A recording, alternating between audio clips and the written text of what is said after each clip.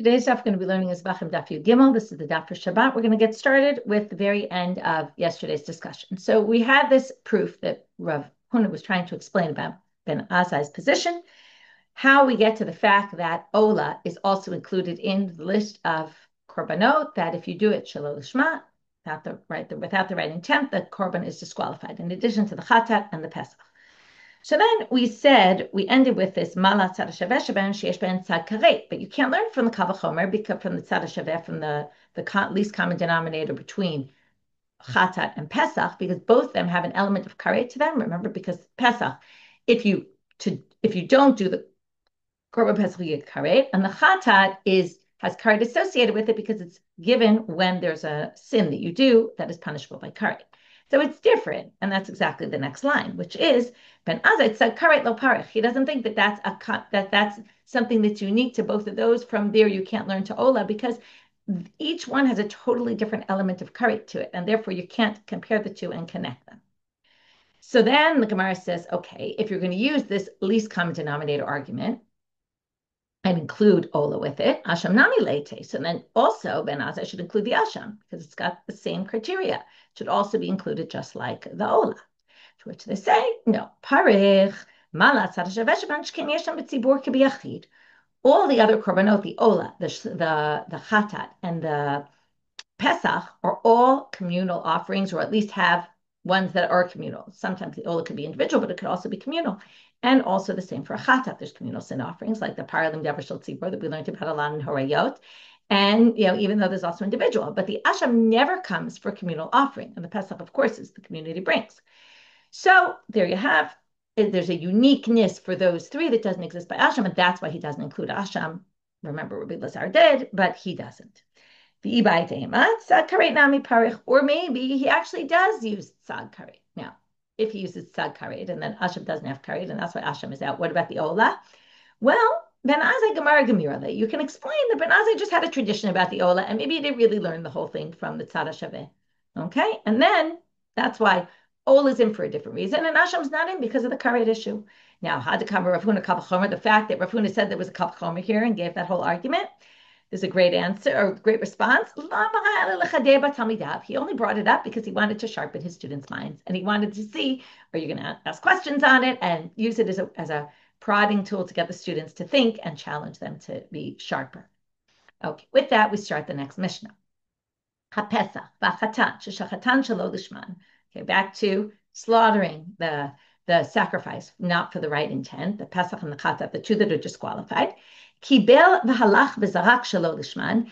If you did not only shchita shelo lishma, but also you did kabbalah, you accepted the dam with the intent shelo lishma, and not also, but either. You could do either during the time of shchita will disqualify. Also, when you're doing kabbalah, also halach when the kohen is walking the blood to the altar, and vizarak and the sprinkling. During any of those four actions, these are the four main actions of the korban: shchita, kabbalah, holachan, zrika. Okay, slaughter the animal, catch the blood in a sanctified vessel, which then sanctifies the blood, and that's done by a kohen. The kohen walks it over to the altar, and then it gets sprinkled on the altar, or thrown or spilled, depending on the korban. Shelo lishman. If you did any of those actions, shelo lishman, without the right intent, or lishman v'shelo lishman, or for the right and the wrong intent. We're going to have to see what that is in a second. Oh, shelo lishman v'lishman, or not for the right intent and for the right intent. Psuli, it's disqualified, again, for the chatat and the Pesach. Ketzad lishman v'shelo lishman, what does that mean? L'shem Pesach or l'shem shlamim. As I'm slaughtering it, I say, I'm doing this for the Pesach, as a Pesach and as a shlamim. Or I'm doing it as a Pesach, I'm doing it as a shlamim. Okay, where the first was the right and the second was the wrong, and shelo lishman v'lishman is the exact reverse order. L'shem shlamim or l'shem Pesach. So it's like half your thought, right? Half was right and half was wrong. That also disqualifies it. And here we just kind of review or say, why is this? Because a sacrifice is disqualified in four ways: b'shchita, b'kibul, b'hiluch, b'zrika. Again, those four key actions. Rabbi Shimon machshir b'hiluch. Rabbi Shimon disagrees. He says there's only three critical ones. Hiluch, walking it from where the shchita was done to the altar, that's not critical. Why not? Very obviously, because Shaya Umel, There's no way to do the sacrifice without slaughtering, without accepting the blood, without sprinkling the blood. Those are essential elements. You could do it without hiluch. How so? Hiluch is just it's just a way, um, blanking on the word, but an enabler, right? It enables you to get the blood onto the altar. But let's say you did the shechita right next to the altar, and you wouldn't need to walk it anywhere. It would be there, and that's all. You just need the blood at the altar. So hiluch is a necessary step to get there, but it's not necessary. It's necessary if you're not there. But if you're having to do the shechita right next to the altar, then you don't need holacha. So therefore, he doesn't count that as essential action, and therefore he doesn't think that a thought shelo lishma will disqualify it if you do it while you're walking, because walking is not critical. According to the Bach, it's Rabbi Elazar Rabbi Shimon Omer, המהלך במקום שהוא צריך להלך, מחשבה פוסלת, במקום שאין צריך להלך, אין מחשבה פוסלת. He says it all depends on your path. If you're on the path straight from the place where we're slaughtered to the place where the altar is, and you go in a straight line, yes, your machshava will ruin it. But if you go if while you're carrying the blood, you decide to go off to the side, and you don't need to be there, well then, and then while you're there, you have a thought that you're doing it for the sake of a different korban, that doesn't disqualify. Now we're going to start in the Gemara with a big question. According to the Mishnah, it's very clear. Either in at least three, if not four actions, machshava of lo lishma disqualifies. To which the Gemara says, "V'kabbalah mi psala." What do you mean Kabbalah? Thought during Kabbalah, it disqualifies? Look at this source. V'hatanya. V'hi krivo. Okay, we're going to read this pasuk. I'll read the whole pasuk first. It's Vayikra, chapter 1, verse 5. V'shachatet ben abakar lefnei Hashem. So you should slaughter the animal before God. V'hikrivu b'nei Aaron hakohanim et hadam. And the b'nei Aaron, here's this word, we're going to have to explain what it means. Hikrivu, okay, which really means brought close, but we'll see exactly what it means. Bring the blood or sacrifice it also. Hikrivu is sacrifice. What does it mean really to sacrifice the blood? Right? The etadam, it means to sprinkle the blood. The problem is the next words are v'zarku etadam al mizbeach saviv, and then they pour the blood on the altar. So the question is, what is hikrivu? So the braita says, hikrivu zo kabbalat adam. That must be saying, again, key action is to accept the blood in a sanctified vessel. Atal kabbalat adam. Wait, maybe it means sprinkling the blood, because that's to remember, the key element of sacrifices is the sprinkling of the blood. That is the number one important thing to do with the sacrifice, is sprinkle the blood on the altar. So the hikrivu of bringing the sacrifice, again, hikrivu is the language of korban. It's the same root. So to sacrifice, it really means to sprinkle the blood. So we would assume it means sprinkle the blood and not catch the blood. To which they say, but mani mekayem. Sorry, kashuhu omer v'zarku harei zrika amor. But the continuation of the pasuk already said zrika v'zarku etadam. So it can't possibly be the hikrivu is zrika. So what else could it be? Hamani mekayem v'krivu zo kabbalat hadam. It must be accepting the blood. Okay, by process of elimination, can't be zrika because it already says that later in the pasuk. It must be accepting the blood. Now it continues on. It says b'nei Aharon hakohanim. What do we learn from that? Shetehei b'kohen kashel, like b'nei Aaron, kosher kohen, okay, not one who's disqualified, u'b'klei sharet, and they have to be wearing the priestly garments. How do we know that? Because it says ha-kohanim, meaning b'kuhunatam, like as they are as kohanim, when they function as kohanim in the temple with their clothing. I'm a Rabbi Akiva, right? They're special priestly garments. I'm a Rabbi Akiva. Minayin kabbalah shelo te'ela b'kohen kasher b'klei sharet. He's going to have a different source. How do we know? The same halacha. What we're basically saying here is Kabbalah is an important action. It needs to be done by Kohanim, kosher Kohanim, and in wearing the Kohen clothing. So now Rabbi Akiva says, how do you know? Minayin the Kabbalah shalote ela b'kohen kasher b'klei sharet. How do you know it? Not from this pasuk, but from this pasuk, but learned out from a different verse. Ne'amal kan b'nei Aaron v'ne'amar lahalan elishma b'nei Aaron hakohanim ha'meshuchim. So we're going to do a Gzerah Shabbat. It says B'nai Aaron in our pasuk about Kabbalat Hadam. And it says B'nai Aaron in a different pasuk in the beginning of Sefer Bamidbar, chapter 3, verse 3, talks about the Kohanim, and it says, these are the names of the B'nai Aaron who were anointed, Asher Milei Adam L'Kahen, that they were in the position to be Kohanim. So now we're going to darshan that and say, well, when they're in the position to be Kohanim, how are they? We're going to say again, Ma lahalan b'kohen kasher b'klei sharet. There must be kosher kohen and with the priestly garments. Avkan b'kohen kasher b'klei sharet. So also our pasuk must be the same. So we learned the same halacha from Gzera Shabbat. Okay, we're not there at what we're trying to get at, because why did we bring this all? Because we want to know, is machshava really disqualified during Kabbalat Hadam? So we're almost there. Amar Rabbi Tarfon, akapeach et banai im lo shamati lavchin hefresh ben Kabbalah l'srika. Okay, I will leave my children, or I will desert my children, or it's some sort of a language of swearing. Okay, if I didn't hear something, someone, or something about a distinction between Kabbalah and Zrika. Ve'en li lefaresh. In other words, what he's basically saying is, I swear I know there's a difference between Zrika and Kabbalah. They're not at the same level, like this makes it sound. They're not at the same level, and I just don't remember. So comes Rabbi Akiva and says, Rabbi Akiva, ani afaresh. I'll explain it to you. I know the differences. Now we're finally at the line that we need. He's going to give three differences. The first one is what we're looking for. Kabbalah lo asaba machshava kemaaseh. Zrika asaba machshava kemaaseh. Kabbalah, when you sprinkle the blood, when you accept the blood, it's not, your machshava is not like maaseh. You could do an action to disqualify, but your thoughts are not going to disqualify like an action would. If you do an action to disqualify, of course it's disqualified, but a thought is not going to disqualify.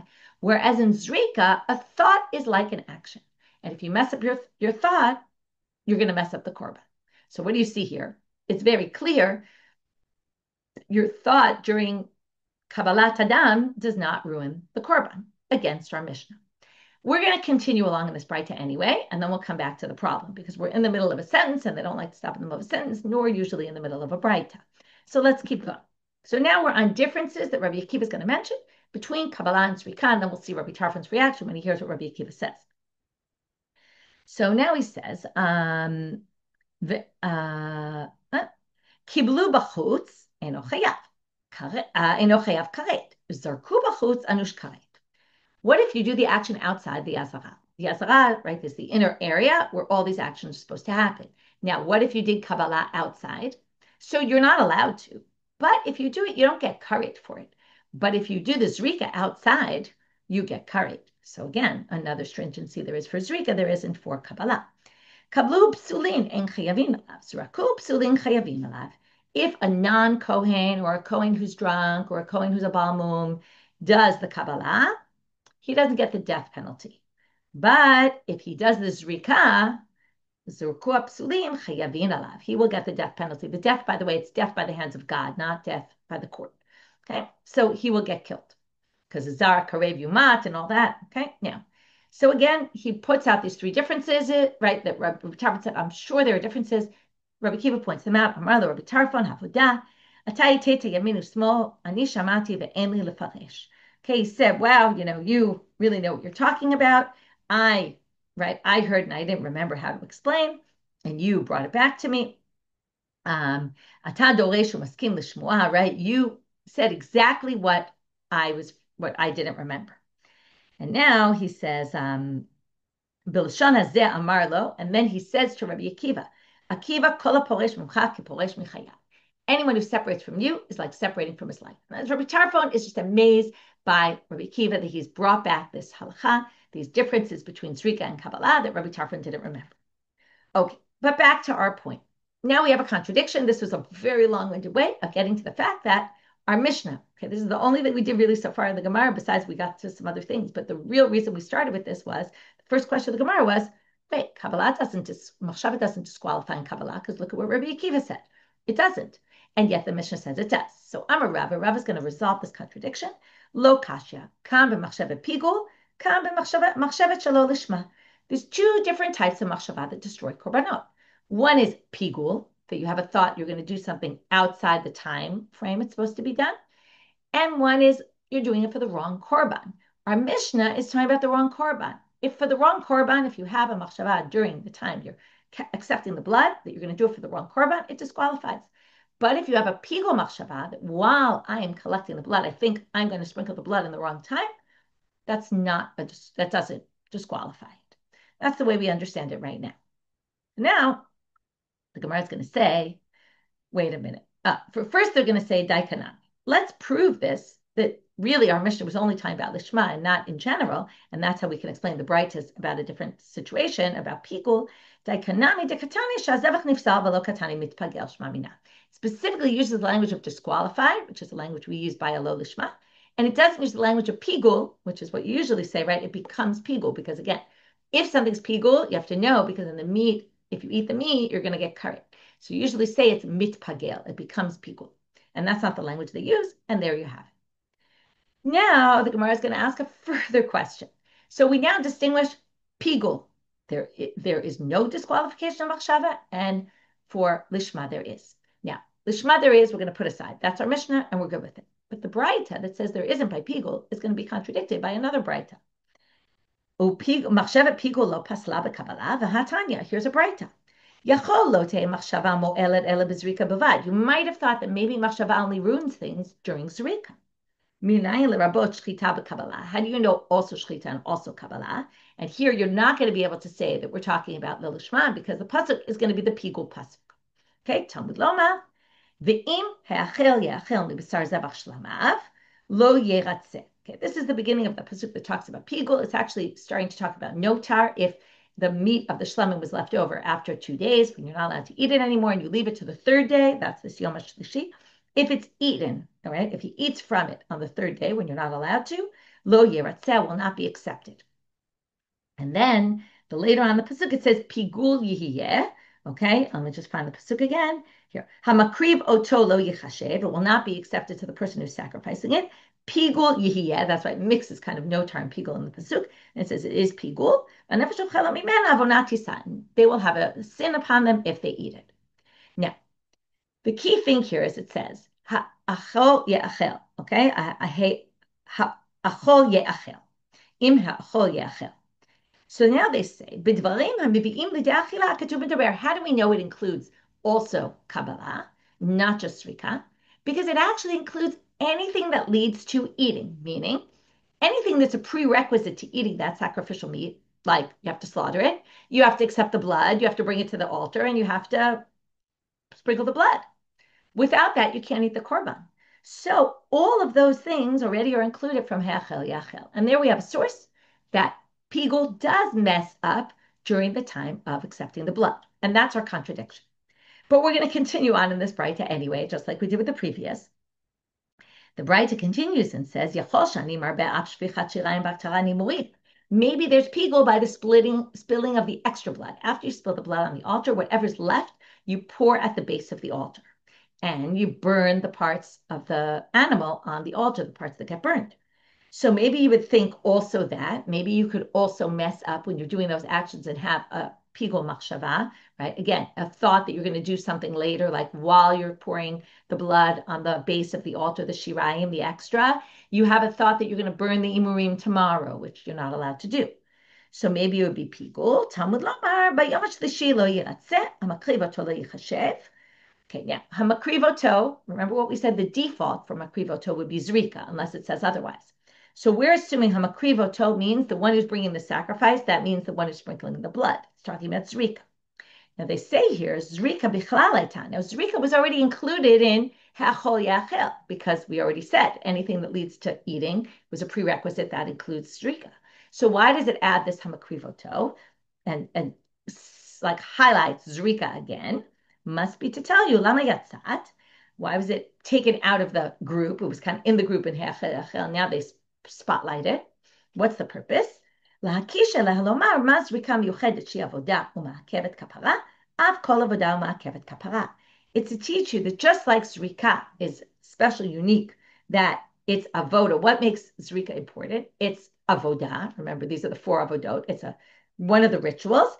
And it's ma'akevet kapara. Without it, you can't get atonement. Av kol avoda ma'akevet kapara.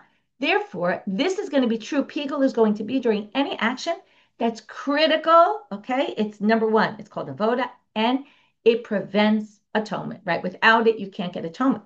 Yatsu shvichat shirayim v'aktarat imurim she'emat v'nita kapara. So shvichat shirayim and aktarat imurim are not essential for kapara. You can get atonement if you don't do those. It's fine. You still get atoned for by the sacrifice. So with that, we've gotten our braita. Where are we left? I'll just remind you, we started in the Mishnah with Kabbalah. You can mess up, right? With a machshava shelo lishma, you can ruin a korban. The braita said you can't ruin a korban by machshava, by kabbalah, by accepting while you're accepting the blood. We said, oh, that's lishma, and this is pigul. The braita is pigul. Then we said, but wait, according to the braita, pigul can mess up during kabbalah, right? It can't mess up during kabbalah. And now we just brought this other braita that says it does mess up during kabbalah. We just brought the pigul pasuk. We said anything that's critical, that's kabbalah, and it does.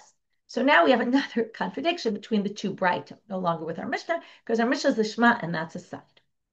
Ela lo kasha, going now to Amabet. It's really not difficult because hada amal, we're now going to say, when we say pigul and your thought can mess up as relates to Kabbalah, it could mean two different things. And in each place it's referring to something different. Pay close attention. Hada amal harini shochet al manat lekabel dama machal. One case is the case where it's not pigul, the one that we saw, the first braita, is when you say, I'm going to slaughter. While you're slaughtering, you have a machshava about, not a machshava during accepting the blood, but a machshava about accepting the blood. And you say, as you're slaughtering, I'm going to accept the blood tomorrow. That's not pigul. Pigul has to do with, it has to be something that's eaten on the altar or by a person. So it has to be about either the burning of the imurim, about the zrika of the dam, about the sprinkling of the blood, something that gets absorbed either into the altar, something like that, or eaten by someone, like I'm going to eat it tomorrow, okay? Or eat it beyond its time. So if you say, Hareini shochet not lekabel dama b'chal, that's not pigul. But hada amar hareini mekabel dama amanat lishpoch shirayim lemachal, that will be pigul. If you say, I'm going to accept the blood now with a thought that tomorrow I'm going to spill the extra remainder of the blood on the altar, which is not allowed, that can mess up a korban. So when we have the two braita, the one says there is pigul by Kabbalah and one says there isn't pigul by Kabbalah, there's no pigul by Kabbalah, meaning if you have a thought about Kabbalah, that you're going to do the Kabbalah in the wrong time, there's no pigul. But if you have a thought while you're doing Kabbalah about one of the actions later, like sprinkling the blood, burning it on the altar, pouring the extra stuff on the altar, that will be called pigul. Now, because we brought this second braita, and the braita, if you remember, had two parts. It started with Kabbalah. The pigul can mess you up as relating to Kabbalah, which we then explained to be if you have a pigul thought during Kabbalah. But there's no pigul for the shvichat shirayim. Now the Gemara is going to say, Amar le'ahume Rabbana le'Rava. This rabbi said to Rava, Shvichat shirayim b'tamari murim lo paslabu machshava. Wait a minute. There's no psul machshava by shirayim and haftarani murim. What do you mean? Bring another contradictory source. V'hatanya, doesn't it say in a braita? Yachol lo teh machshava mo'elet ela b'achila pasal. You might have thought that machshava only ruins things when your thoughts are about eating meat. Like, I'm going to eat the meat in the wrong time. How do you know that you can also have a machshavat pigul as relates to spilling the blood on the base of the altar and the burning of the parts that get burnt on the altar? Talmud lamal ve'im ha'achol yachel. The double language of ha'achol yachel. Here we're going to darshan it differently than before. There's two types of achila. We're going to translate achila as consumption. Achat achilat adam. One is consumption by people. Achilat mizbeach, it could also relate to things that are eaten, consumed on the altar, as I said before. So now we see one source says there's no pigul by shirayim, the previous source. This source says there is pigul. Now we're going to answer in the exact same distinction we made before, but in the reverse. You'll see in a minute. Lo kasha, hada amar hareini zarek amanat lishpoch shirayim lemachal. That will be pigul. If you have a pigul thought while you're sprinkling the blood about the fact that when you put the blood on the base of the altar or you burn the imurim on the altar, you're going to do it in tomorrow, the wrong time, that will ruin a korban. And that's what we just saw in this source. But the previous one, where we said there is no pigul by shirayim, that's pigul thought during the act of pouring the blood pouring the extra blood on the base of the altar, or while you're burning the parts on the altar. So hada amar hareini shofech shirayim amanat laktir murim lemachal. So for example, you said, I'm spilling all the extra, the remainder on the base of the altar with the intent that tomorrow I'm going to burn the parts on the altar. That's not pigul. Because a pigul action during the process of the shirayim is not valid. It's not, it doesn't ruin it, whereas a thought about pouring it in the wrong time will ruin it. So it's the reverse of the Kabbalah, because Kabbalah was a problem while you're accepting it, you have a pigul thought about later, it will be a problem. But if you have a pigul thought while you're slaughtering, I'll accept the blood the wrong time, that's not pigul. Okay, now we're going to get to our last sugya for today. Amar Rav Yehuda braita Rabbi Chia. Shamati shetfilat etzba mefagelet bechatat hapnimit. Tfilat etzba is a process that you do only with the inner chataot. That means those are the chatat offerings that the blood goes on the altar in the inner sanctuary, mehechal. And what it says in the Torah there is that you have to dip your finger into the blood. Usually the blood is in a kli, like we said before. You bring the kli to the altar and then you spill it from the kli. You never come in contact with it. In this case, there's one extra step, which is it's in the klei sharet. Then you have to take it, dip your finger in the blood, and then use your finger to put the blood on the altar. What's interesting us now is the dipping of the finger into the blood. Is that a critical element? Can you have a pigul machshava during there? Will it ruin the korban? So Rabbi Yehuda braita Rabbi Chia says, I heard, meaning I have a tradition, shetfilat etzba mefagelet b'chatat pnimit. Yes, it does. It ruins it. It's a critical part of the chatat pnimit process, and therefore it ruins it. It disqualifies the korban. Shama Ilfa heard, Amra Kameh de Rav Pada. He said it in front of Rav Pada, and Rav Pada responded and said, what are you talking about?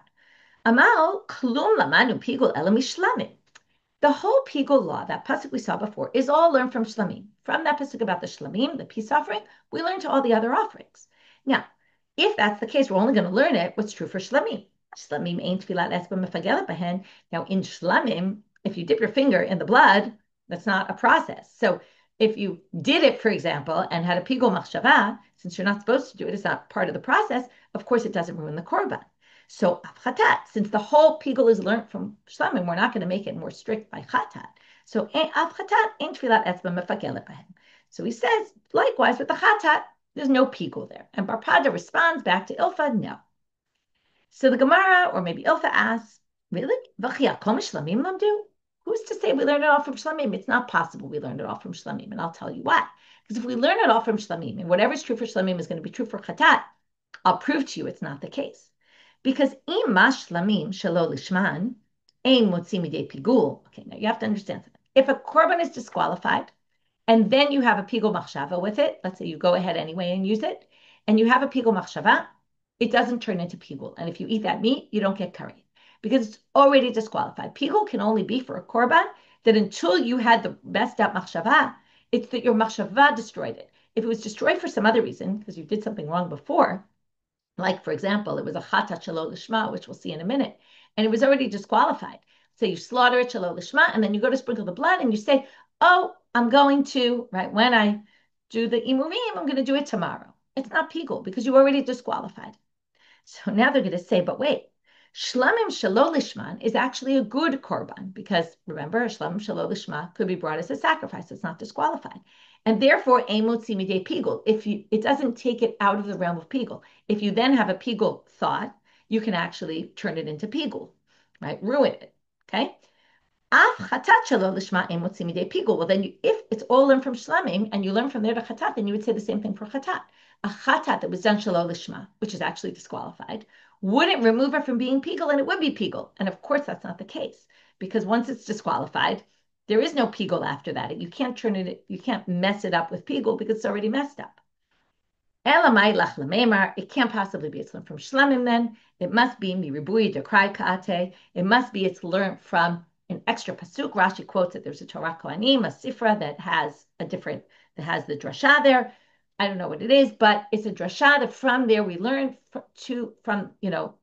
yes, it's true, it appears by shlamim, but there's some other pasuk to teach that it's also true by all the other korbanot, and then we're going to basically say, since it's learned from an extra pasuk, we're going to learn each korban with its own details. It's not like it's all learned from shlamim, and then it only has shlamim criteria to it.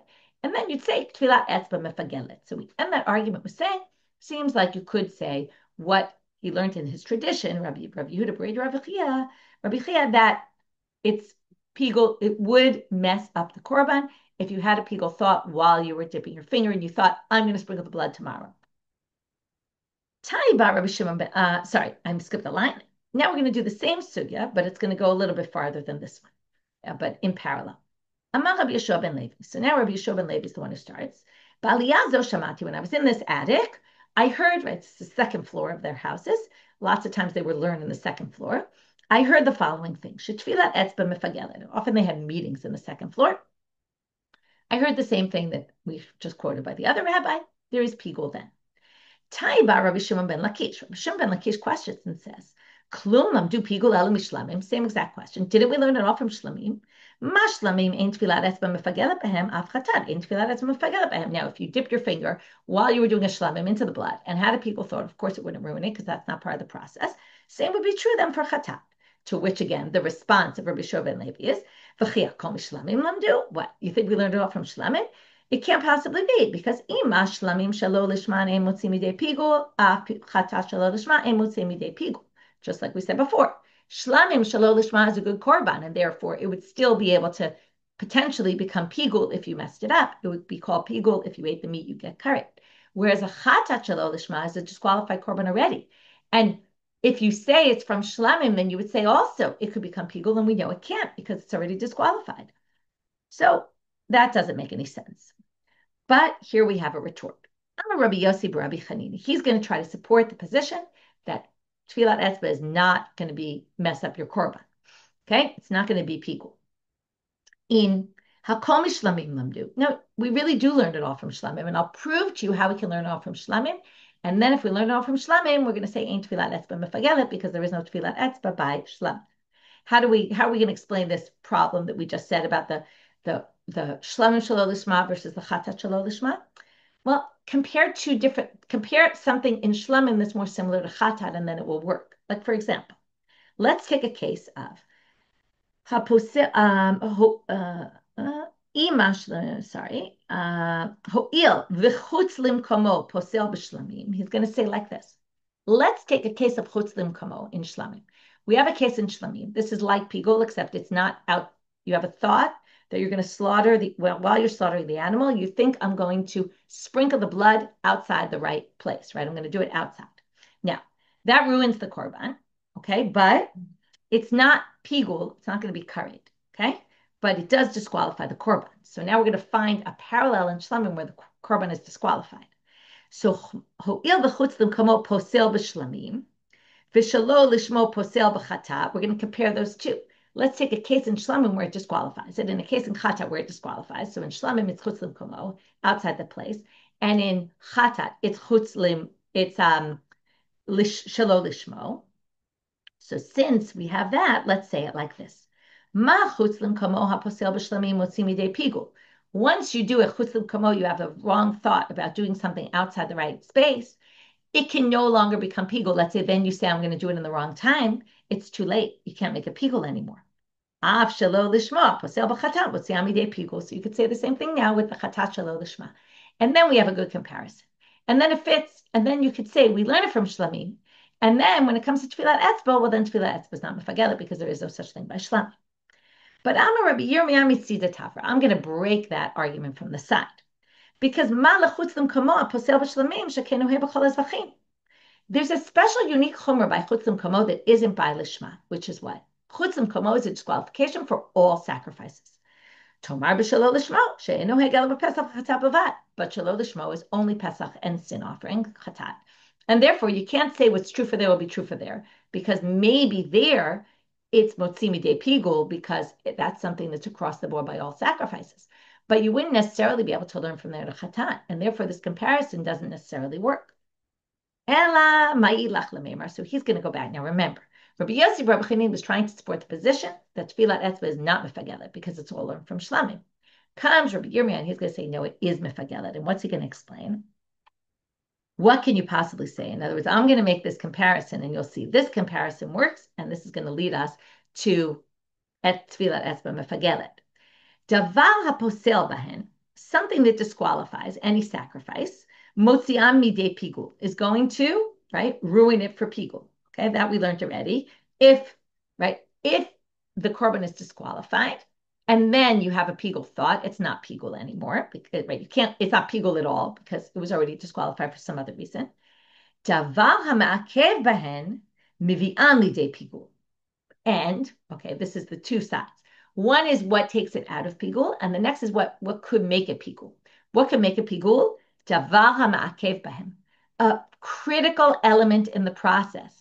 Okay, now that's what you can say, let's say, for example, by shlamim, and you can say the same thing. In other words, now we're going to say, this is the criteria to determine. It's not, well, there's no tefillat etzba by shlamim.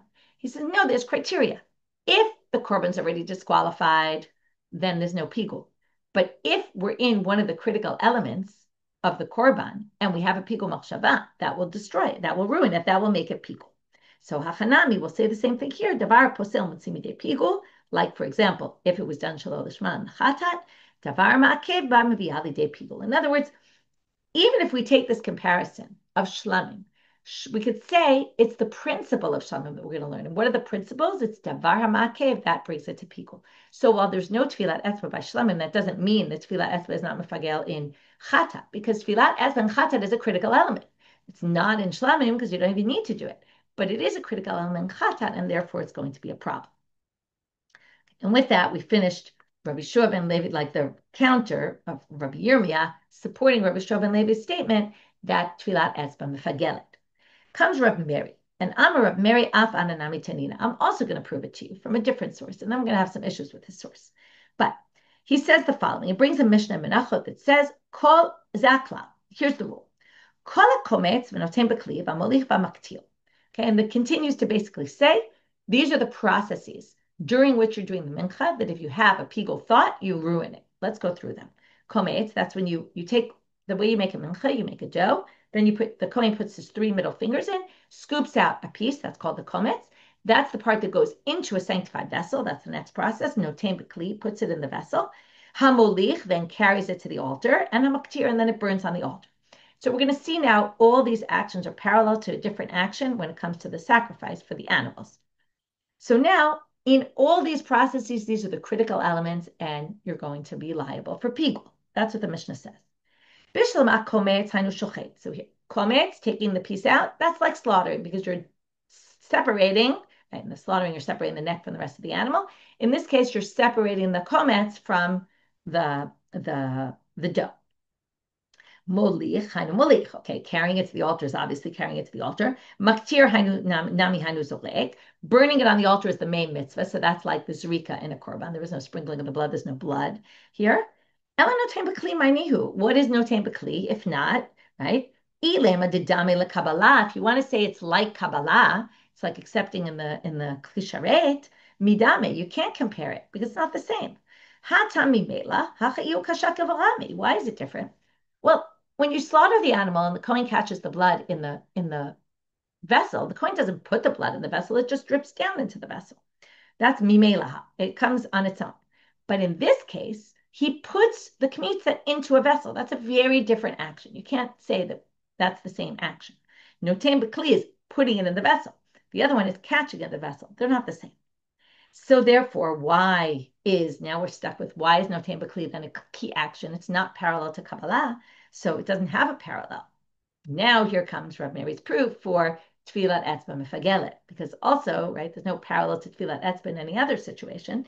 Ela kevan de lo sagi de lo yahiv, since there's no other way to do it other than putting it into the kli, right? And it has, part of the process, it has to get sanctified in that vessel, the kometz.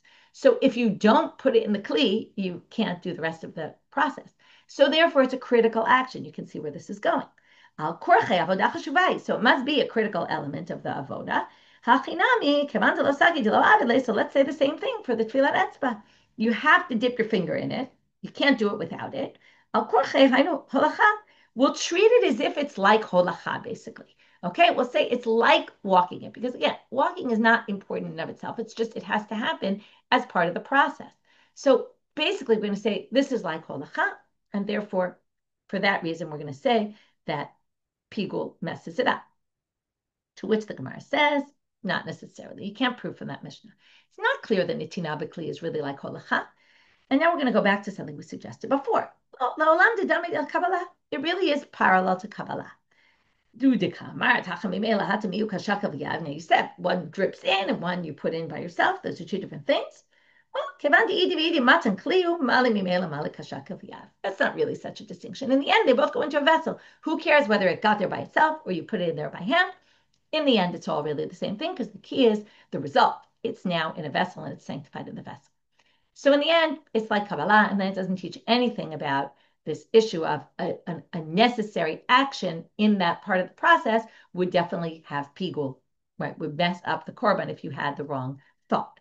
So we didn't necessarily, Rav Mary wasn't successful in further proving. Now the Gemara suggests, lema ketanai. Why don't we say there's a machloket tanaim here? Because look at the following source. Tani chada, tfilat esba mefagelet. So one source says exactly what we saw these rabbis say, that there is a pigul. Pigul can mess up, right? You have the wrong thought while you're dipping your finger in the blood. It ruins the korban. Bechatat, okay, in a chatat offering, right? Because that's the only time you have to tfilat etzba, right? Again, chatat pnimit, even specific type of chatat. V'taniidach lo mefagelet v'lo mitpagelet. It doesn't mess up the offering and it doesn't become pigul. You can't have it become pigul during tfilat etzba, right? And it doesn't mess it up if you have a pigul machshava while you're doing it. So that also doesn't, right? So now you see one says yes, one says no. Machloket tanaim. To which, right, my lav tanai is not a machloket tanaim. To which the Gemara said, lo, ha-Rabbanan, ha-Rabbi Shimon. You could explain this differently. We just said when we went to Rav Mary, right, and in the end we said, what did we say? What's the parallel nitina b'kli? Nitina b'kli is like holacha. And likewise, we could say the tfilat etzba is like holacha. Now, if it's like holacha, you could say the following. Rabbi Shimon, going back to our Mishna, said, holacha, there's no pigul during holacha. So it could very well be that the one who said there's no pigul is Rabbi Shimon's opinion, and the one who said there is pigul is the rabbi's opinion, which is a different machloket. But it's not the machloket here about his tfilat esba in general, mefagelet or not, because it's not found in other korbanot or is found in other korbanot. It's a totally different machloket. And then it's not necessarily clear that that's the machloket. However, we will see, we'll stop here, but we will see going on. They're going to say, oh, how could you say this, Rabbi Shimon? And then we're going to have perhaps some other way of understanding that machloket. Okay, what did we do today? We started with Ben Azai, finished up that Kavach Homer and why he doesn't learn to Asham, and gave some possible explanations. And then we went to this Pesach and Chatat, the Shalo Lishma. Now we learned not only in Shchita, but also Zrika, Kabbalah, and Holacha, although Rabbi Shimon says not Holacha, right? And we talked about the four main avodot, although according to Rabbi Shimon, it's really only three. And then we brought this contradiction where it said Kabbalah machshava doesn't ruin it, and then we distinguished between lishma and pigul. From there, we really got into pigul in general, and then we brought a contradiction within pigul. Yes or no, Kabbalah disqualifies or doesn't, and then we said there's two different types of pigul by Kabbalah. One is Kabbalah where you have a pigul thought during Kabbalah, or you have a pigul thought about Kabbalah. About Kabbalah doesn't, during Kabbalah would. And then we said, what about in the middle of that braita, the second braita we quoted, we had a contradiction with that in another braita about the shirayim. Shirayim pigul, yes or no, and then we also distinguished in that same way, but the reverse order. Then we got to this question about tfilat esba mefagelet or not, and we saw the different sides to say yes or no. With that, we finished for today. Wishing everyone Shabbat Shalom, Shavua Tov, B'sorot Tovat.